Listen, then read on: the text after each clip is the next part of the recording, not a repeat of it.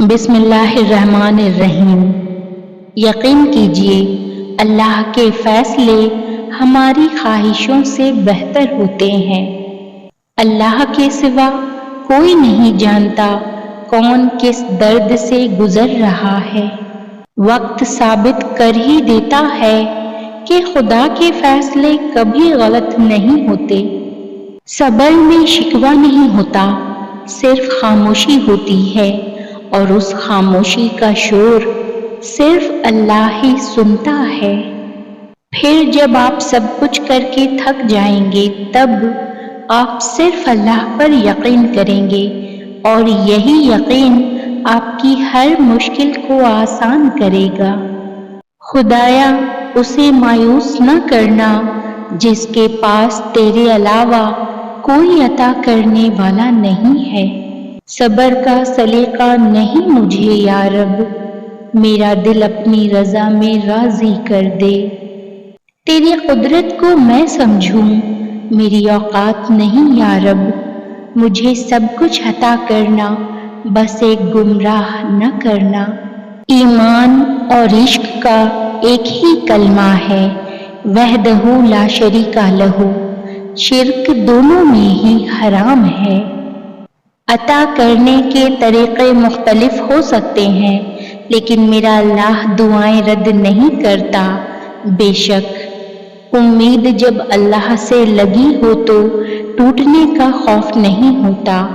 وہ معجزوں کا بادشاہ ہے، جب چاہے حالات بدل سکتا ہے۔ اللہ پر یقین سخت اندھیرے میں بھی روشنی پیدا کر دیتا ہے، اور تم اختتام میں اللہ کے سوا کسی کو اپنا نہیں پاؤ گے۔ سب کچھ کھو دینے کے بعد اللہ پر یقین رکھنا، اسے ایمان کہتے ہیں۔ اللہ سے محبت وہ محبت ہے جو کبھی یک طرفہ نہیں ہوتی ہے۔ سکون کی دولت اللہ تعالیٰ کے ذکر سے نصیب ہوتی ہے۔ بے شک میرا اللہ آزماتا بھی ہے اور سنبھالتا بھی ہے۔ اللہ عطا کرنے پہ آئے تو بندے کی ذات، اوقات اور عمر نہیں دیکھتا۔ ہر ٹوٹی ہوئی امید مجھے میرے اللہ سے جوڑتی ہے۔ یا اللہ پاک، تو میری امید نہیں بلکہ میرا یقین ہے۔ یا اللہ ہم سب کے گھروں میں سکون اور برکت عطا فرما، آمین۔ یا اللہ جو نعمتیں تو نے ہمیں عنایت فرمائی ہیں ان میں برکت عطا فرما، آمین۔ بے شک اللہ توکل کرنے والوں سے محبت فرماتا ہے۔ بے شک جب اللہ تھام لیتا ہے تو پوری دنیا مل کر بھی نہیں گرا سکتی۔ صرف اللہ سے ہی امید رکھو اور اسی پر بھروسہ، کیونکہ صرف اور صرف اللہ ہی ہے جو رات کو دن میں بدل دیتا ہے۔